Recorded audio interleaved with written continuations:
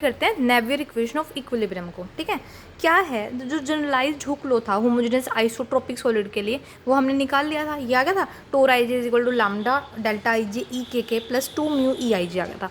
अब मुझे पता है ई आई जे क्या होता है, यू आई जे डिस्प्लेसमेंट की फॉर्म में लिखते हैं ना। ई आई जे को, स्ट्रेन को हम ऐसे लिखते हैं you i j plus you J I by 2। ठीक है, फिर यू आई क्या है, ये कंपोनेंट ऑफ डिस्प्लेसमेंट है, तो आपको बस ये प्लेस करना है। ई के कैसे लिखते थे हम, यू के है ना, प्लस यू, इसको फिर ये जो ई आई जी की जो वैल्यूज आई थी ये मैंने यहाँ पुट कर दी, ये यहाँ पुट कर दी, ये सारा ऐसे लिख दिया। लैम्डा और म्यू क्या मेरे लैम्स कॉन्स्टेंट है, मुझे पता है कोशी इक्वेशन इक्विलिब्रियम थी, है ना, ये आई थी ना in term of stress component की फॉर्म में, वो क्या थी, tau i j j plus F I is equal to 0, ये आ गई थी।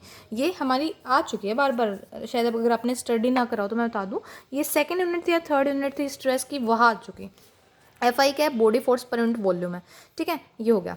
अब lambda delta i J you के, अब इसको क्या करो, आप जे के रिस्पेक्ट में डिफ्रेंशिएट कर दो। क्यों, क्योंकि आपको इसमें पुट करना है ना, इसमें पुट करना है तो इसको जे के रिस्पेक्ट में डिफ्रेंशिएट करना पड़ेगा। Lambda delta i J you के जे देखो, प्लस म्यू यू आई और जे फिर U mu J I N J plus F I is equal to 0। ठीक है, अब क्या करो आप, अब करो ये देखो, ये सारा ना, जैसे ये lambda delta i J you के जे है, तो आपने जैसे ये फर्स्ट यूनिट में पढ़े थे, आप इसको कैसे लिख सकते हो, यू के आई, ये जो जे सफिक्स है, ये जो जे सफिक्स है ये आई से रिप्लेस हो जाता है, तो u k i plus mu u i j plus u mu u k i. अब ये कहाँ से आया, ये कहाँ से आया पता है, ये जे सफिक्स, ये तो सफिक्स आप चेंज कर सकते हो, आप इसको के भी लिख सकते हो। ठीक है, के आई होगा plus F I is equal to 0। फिर लैम्डा प्लस म्यू, ये क्यों किया था कि लैम्डा प्लस म्यू मैं कॉमन कर दूँ, लैम्डा प्लस म्यू ये कर दिया, ये आ गया सारा। ठीक है, इसके बाद आप इसको कैसे लिख सकते हो, ये है क्या, ये कर्ल बाय कर्ल एक्स आई है म्यू के का प्लस म्यू, इसको कैसे लिख सकते हो इस पूरी इक्वेशन को, curl square mu i by curl x i का square plus curl square mu i by curl x two का square plus curl square mu i by curl x c three का स्क्वेयर, एक्स थ्री का square plus F I is equal to 0। Common ले दो, बस ये ऐसे ही चलता जाएगा, कुछ भी अलग नहीं है, बहुत आसान है, आप देख लो। ठीक है, जो फोर्थ इक्वेशन आ जाएगी ना, इसको नेवियर इक्वेशन ऑफ इक्विलिब्रियम कहते हैं। ये लैप्लासियन आ गया ना, है ना, तो हमने लिख दिया mu Laplacian of mu I plus F I is equal to 0, बस ये ऐसे हो जाएगा। ठीक है, बहुत ईजी है, इसमें से पुटिंग करते जाना है। हम अगली क्वेश्चन करते हैं, वो ज़्यादा ज़रूरी है, बिल्ट्रामी पढ़ते हैं, क्योंकि आप है ना आराम से पुट कर दोगे इसमें। जैसे इसके अंदर, जैसे ये तो है ना, आप पुट करते करते ये यहाँ तक ले आओगे, ये वाली इक्वेशन। ठीक है, कुछ नहीं है, एक बार कर्ल ग्रेडियंट का फॉर्मूला लगाना है। ठीक है, फिर कर्ल और कर्ल मतलब ग्रेडियंट को कैसे लिखते हो, कर्ल की फॉर्म में वो लिख देना है, ये आ जाएगा आपका।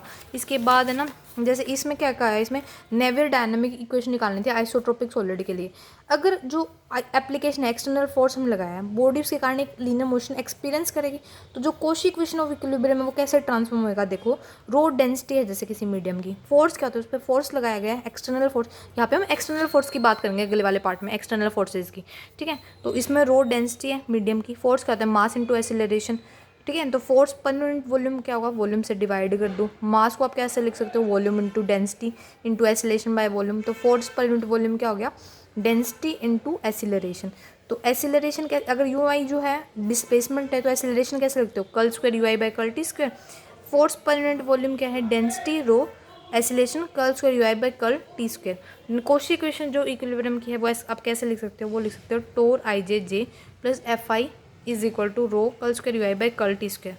ठीक है, कोशी इक्वेशन ऑफ इक्विलिब्रियम में लिख दिया, क्योंकि यहाँ पे एक्सटर्नल फोर्सेज जो होते हैं ना वो आ जाते हैं, फोर्सेज ये आ गया ना, तो इसमें वरना तो 0 आता था यहाँ पे, अब फोर्सेज है तो वो लगा दिए, फोर्स लिख दिए, बस ऐसे करते जाना, ये हो जाएगा आपकी। ये एग्जाम्पल है उसके बेस्ड पे ही, इसी फॉर्मूले पे बेस्ड ये सारे हो जाएंगे। अगली बिल्ट्रामी पढ़ते हैं, बिल्ट्रामी माइकल कंपैटिबिलिटी इक्वेशन। यहाँ से आपका कुछ इंपॉर्टेंट पार्ट स्टार्ट होता है। देखो ये बहुत इंपॉर्टेंट टॉपिक है, वेरी इंपॉर्टेंट टॉपिक। ठीक है, क्या है इस टॉपिक में, देखो हम इस बिल्ट्रामी में पता है क्या करते हैं, हमें ना डिटरमाइन करना होता है स्ट्रेस का डिस्ट्रीब्यूशन और डिस्प्लेसमेंट, किसमें, एक इलास्टिक बॉडी के अंदर इक्विलिब्रियम के टाइम, कब, जब हमें बॉडी फोर्सेस गिवन हो और डिस्ट्रीब्यूशन ऑफ फोर्सेस और सरफेस ऑफ बॉडी पे भी नोन हो। क्या कि हमें फाइंड आउट करने होते हैं स्ट्रेस और डिस्प्लेसमेंट कब, जब हमें बॉडी फोर्सेस और डिस्ट्रीब्यूशन ऑफ फोर्सेस पता हो। ठीक है। इसमें क्या होगा, कुछ हम डिफरेंशियल इक्वेशन निकालेंगे। देखो in this case differential equation are obtain, differential equation obtain करेंगे किसकी फॉर्म में, स्ट्रेस की फॉर्म में। फिर हम उनको सॉल्व करेंगे। Stresses are given on the boundary. अब वही बताया, हमें पता है कि स्ट्रेस की वैल्यू बाउंड्री पे क्या हो, सब्जेक्टेड टू उस जो स्ट्रेस की वैल्यू बाउंड्री पे दे रखी है उसकी हेल्प से हम फाइंड आउट करेंगे स्ट्रेस। तो हमें क्या करना है, ध्यान से सुनो, बेल्ट्रामी माइकल कंपैटिबिलिटी इक्वेशन के अंदर हमें स्ट्रेस निकालना होता है, डिस्प्लेसमेंट निकालना होता है। कब, जब हमें बॉडी फोर्सेस और डिस्ट्रीब्यूशन ऑफ फोर्सेस नोन हो। हम डिफरेंशियल इक्वेशन ऑब्टेन करेंगे in the term of stresses, ठीक है, और उनको सोल्व करेंगे subjected to the condition the stresses are given on the boundary. अब देखो स्ट्रेसेस की फॉर्म में निकालना है। सबसे पहले आ जाओ स्ट्रेस स्ट्रेन रिलेशनशिप के बारे में। क्या था हमारा स्ट्रेस स्ट्रेन रिलेशनशिप, सबसे पहले तो वही देख लो, ये था, लिख दो पहला स्टेप, ये हमने लिख दिया स्ट्रेस स्ट्रेन रिलेशनशिप, ठीक है। ये आपको पता है, e i j is equal to 1 + sigma by e tau i j minus sigma by e delta i j theta. Where theta is equal to tau i था, बहुत बार पढ़ चुके इसको। सिग्मा क्या था, पॉइजन्स रेशो था। ई क्या था, यंग मॉडुलस होता है, ये हो गया। सेकंड लगा दो सेंट, बस आप ध्यान करते जाओ, आपको पता चल जाएगा कि हम ये क्यों करें। सेकंड है Saint Venant's compatibility equation in term of strain component. क्यों करना है हमें ये, क्योंकि देखो पहले तो है ना, ताकि ये जो ई आई जी की वैल्यूज है ये इनमें पुट कर दें, ठीक है। तो देखो सेंट विनेंट कंपैटिबिलिटी इक्वेशन थी इन टर्म ऑफ स्ट्रेन कंपोनेंट। जो मैं बार बार नहीं करती कि स्ट्रेन कंपोनेंट्स को कंपैटिबिलिटी इक्वेशन सेटिस्फाई करनी होती, यही तो है वो कंपैटिबिलिटी इक्वेशन। ये होगा सेकंड, लिख दो कंपैटिबिलिटी इक्वेशन क्या है, हो गया। अगर मैं चाहती हूँ मेरा कंटिन्यूस और सिंगल वैल्यू डिस्प्लेसमेंट फील्ड आए, तो जो ये ई आई जी है ये इसको सेटिस्फाई करना चाहिए।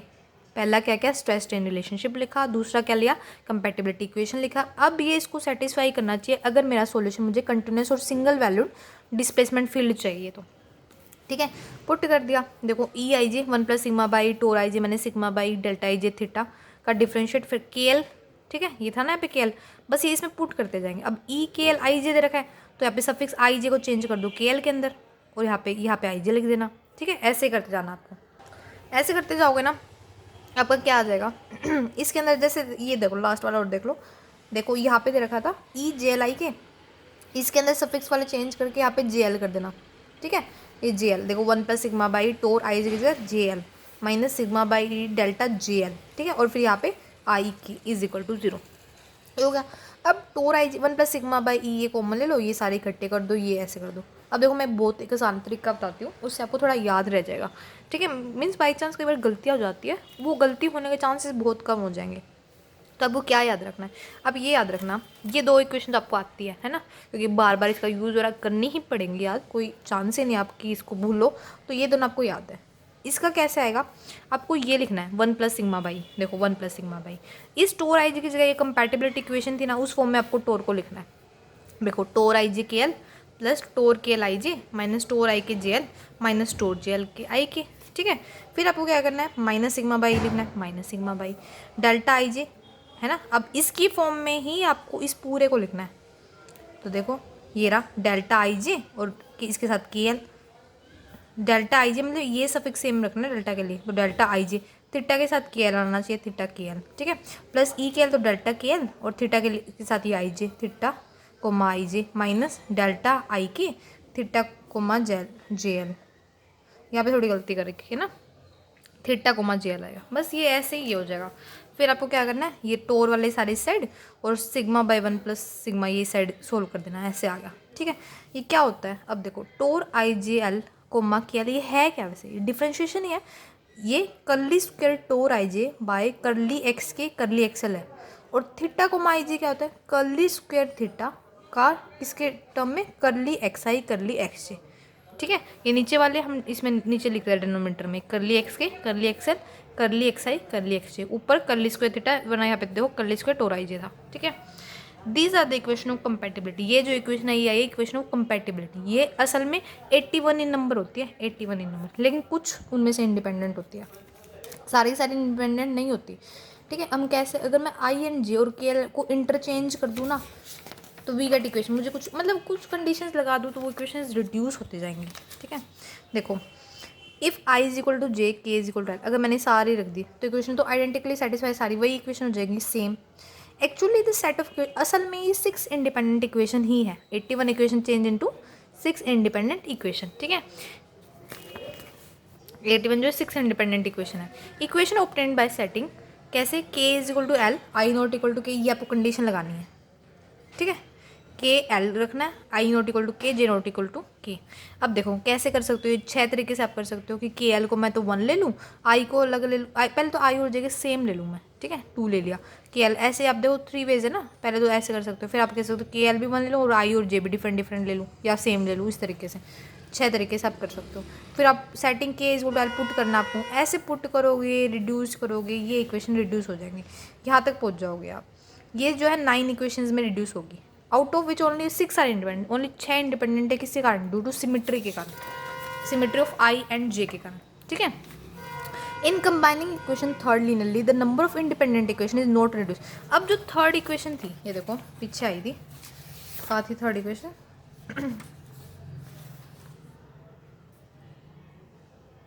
अगर इसको इन सबको मैं लीनियरली कंबाइन कर दूँ ना थर्ड इक्वेशन को, तो इक्वेशन रिड्यूस नहीं हो पाती, ठीक है। Number of independent equation is not reduce, hence the resultant set of equation in fifth is equivalent to original equation. अच्छा, वो तो सिर्फ ये ही कह रहा है कि जो ये थर्ड इक्वेशन आई है ना और जो हमारी पांचवी इक्वेशन आई थी, ये दोनों इक्विवेलेंट इक्वेशन ही है, ठीक है। बस इसको ही हमने 81 इक्वेशन जो थी इन नंबर को, इसको हमने रिड्यूस कर दिया इस इक्वेशन में, जो कि 6 इन नंबर आ जाएगी due to the symmetry of i and j, ठीक है। तो इतना इंपॉर्टेंट नहीं है, इंपॉर्टेंट ये है कि आपने 81 इक्वेशन को 6 इक्वेशन में रिड्यूस कर दिया। अब देखो फिर से आपको कोशी इक्वेशन ऑफ इक्विलिब्रियम लगाना पड़ेगा। देखो हमने लगाया कोशी इक्वेशन ऑफ इक्विलिब्रियम, तो ये अब मत सोचो के कहाँ से आ गया, ये तो सफिक्स है, टोर आई जे लिख रहे थे वहाँ पे टोर आई के लिख दिया, plus F I is equal to 0। F I क्या है, body force per unit volume है। अब इसको डिफ्रेंशिएट कर दो इन टर्म ऑफ जे, हमने डिफ्रेंशिएट कर दिया तो इसका भी डिफ्रेंशिएशन होगा, माइनस एफ आई जे, ये आ गया।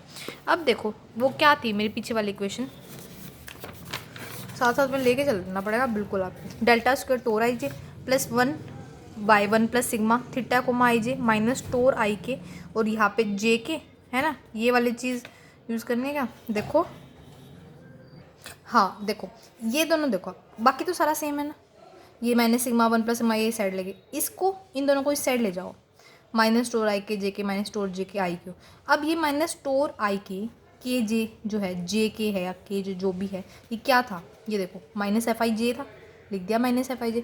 दूसरा अपोजिट है, जे के पहले आ गया आई के पीछे चल गया, तो एफ आई जे के जगह एफ जे आई हो गया, कितना सिंपल है, ये हो गया। ये होने के बाद मैंने क्या किया, i is equal to j put कर दिया, i is equal to j put करते ही ये सारा ऐसे हो जाएगा, ठीक है। ये माइनस 2 एफ आई में चेंज हो जाएगा, आई को माई, लेकिन ये देखो आप, ये भी तो डेल्टा आई 1 हो जाएगा, ये भी सारे डेल्टा स्क्वायर थीटा इक्विवेलेंट हो जाएंगे, डेल्टा स्क्वायर थीटा कॉमन ले लिया, ठीक है, कॉमन ये भी तो थीटा था इनवेरिएंट है ना, ये सारे कॉमन ब्रैकेट में ले लिए, सॉल्व कर दिए।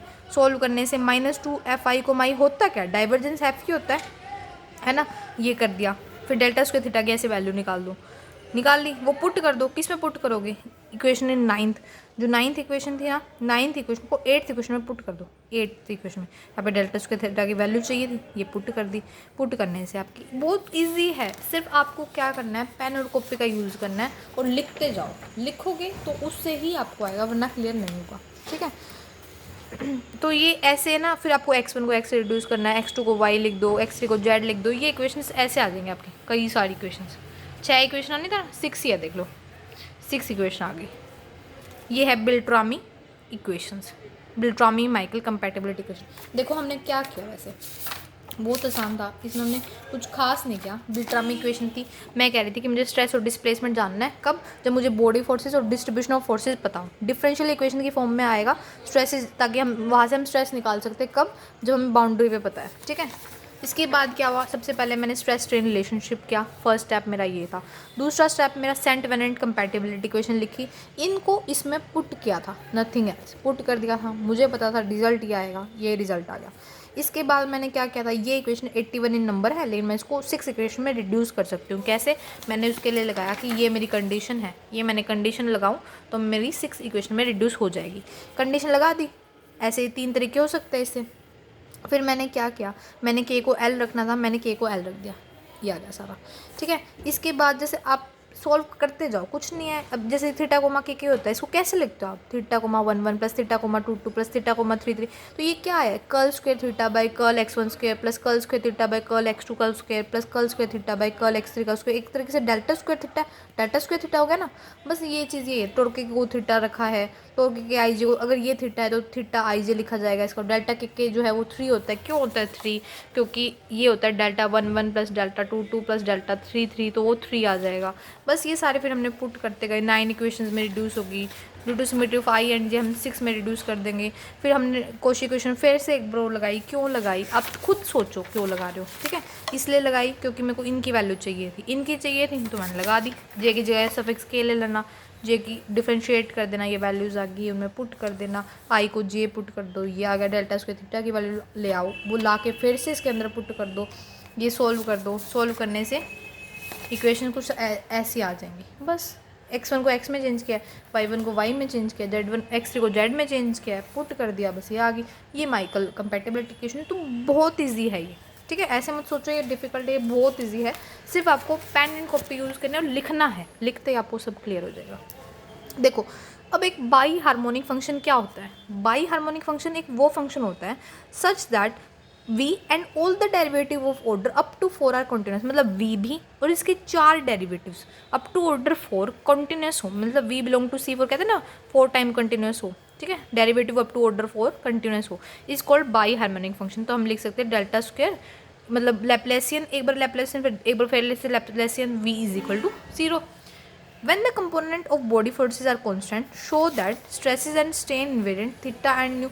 ये एग्जाम्पल है, देखो इनमें कुछ भी नहीं करना, सिंपल फॉर्मूलेज वही लगाना है। बिल्टर में माइकल कंपैटिबिलिटी इक्वेशन लगेगी और बहुत इजी होंगे, कुछ भी आपको दिक्कत नहीं आएगी, आप आराम से कर लोगे, ठीक है।